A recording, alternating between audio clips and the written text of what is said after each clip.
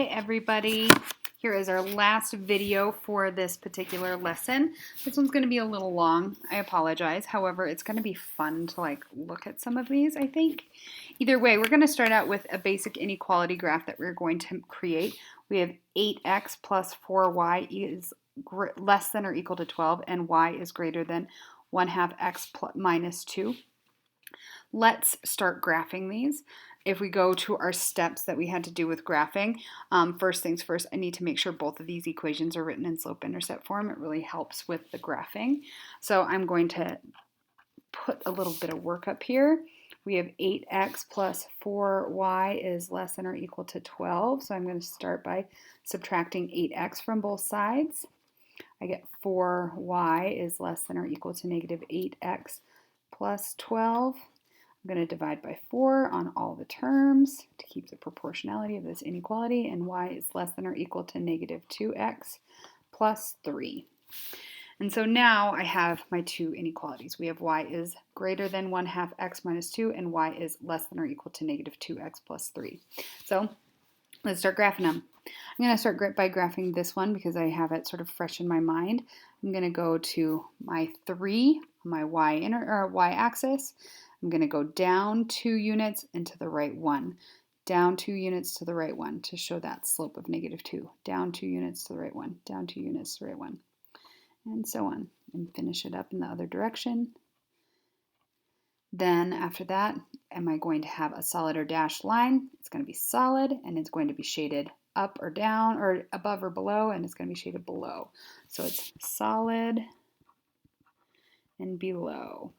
Solid because we have the equal to, below because it is less than for the y, and the equation is above that. So I'm going to try to draw this line through here as accurately as I can at a weird angle for me. There we go, and I'm going to be shading below. Done. Cool. There's one inequality graphed. Let's graph this other one.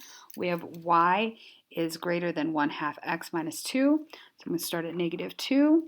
And then from there, I'm going to go up 1 unit to the right 2 units, up 1 to the right 2. Oh, there's my intersection point for each of them. Up 1 to the right 2, up 1 to the right 2, up 1 to the right 2, and so on. And I'm going to go backwards, down 1 to the right 2, down 1 to the right 2. I find that showing all of these points through the graph can be really helpful, especially if I see that I have a less than or greater than sign and there's no equal to, because it really helps me with creating my dashed line.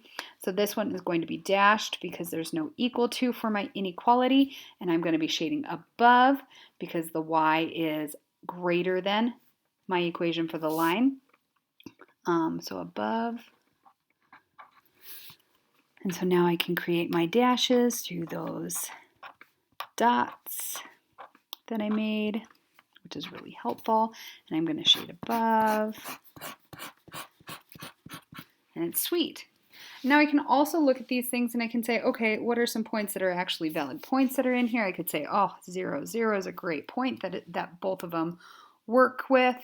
I could also say 9, 0 is a point that both of them work with. I could go up here and say 8, 9 is. We could even go into negatives over here, say that's one that both of them work with, and that sort of thing. I can also say, oh, this line or this point right here, I wish it worked, but it's totally below that dashed line. Another point that doesn't work would be this one right here. None of them work for that, and so on. It's great. It's fabulous. So much fun.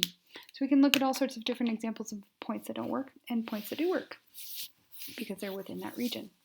So now let's start graphing some of these fun ones. Our next 3 graphs are all the same graph. So we have the same inequality setup, except that inequalities themselves will change a little bit. So here's our first one. We have y is greater than x minus 3. So I'm going to go to negative 3 and then create my line. And I'm going to try to do this pretty quickly. Because I want to show you what's kind of fun with these. If we look at them, hopefully you're seeing the slopes and saying, oh, these slopes are parallel. That's kind of cool. I'll be like, yeah, that is so cool. These slopes are going to be parallel. So that means these inequality graphs could look really neat. So we have a dashed line Not that it necessarily, I mean, it will totally matter, but a dashed line, and we are shading above for this particular one. So I'm going to shade above. Our next one that we have here is y is less than or equal to x plus 1. So I'm going to go to positive 1 and create my line of dots, up 1 over 1. And again, doing it as quickly as possible so that way you don't have to listen to me forever. And this is going to be a solid line because we have the equal to. And this particular graph, we're going to be shading below because of the less than or equal to sign.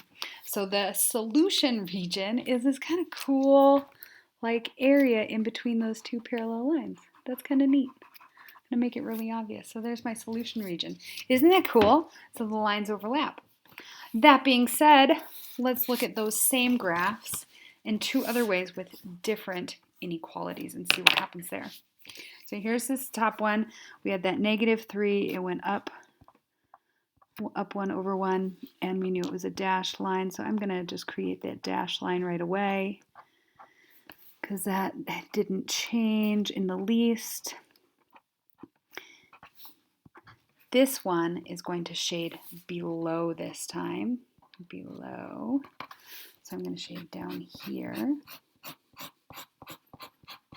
And this inequality is actually the exact same as the last one. So I'm going up and then I'm creating a solid line here. And this solid line is going to go through, I can't do that very quickly and I kind of messed up. All right, this solid line is going to be also shaded below. So the solution region for this one is not that cool spot right here. It's also not this big region here. It's actually below that second inequality, which is kind of cool. Isn't that neat? We have that cool, this is our shaded region there. It's just, I don't know. I like the overlap with that one. I think it's pretty. This last one, let's look at it. Same thing, same lines, except our inequalities have changed. This top one is the same as this one here, this blue one that we did. So we're going to set that one up and try to do this. I find that doing dashed lines are easier than solid lines when you're doing them quickly like this. Just because the dash kind of sort of supports you in being lazy, but then also accurate at the same time. Here we go. Our next one, we have y is greater than or equal to x plus 1. This one we are going to be shading above. We still have that solid line, so let's get this going. I'm going to try to help myself out a little bit on this.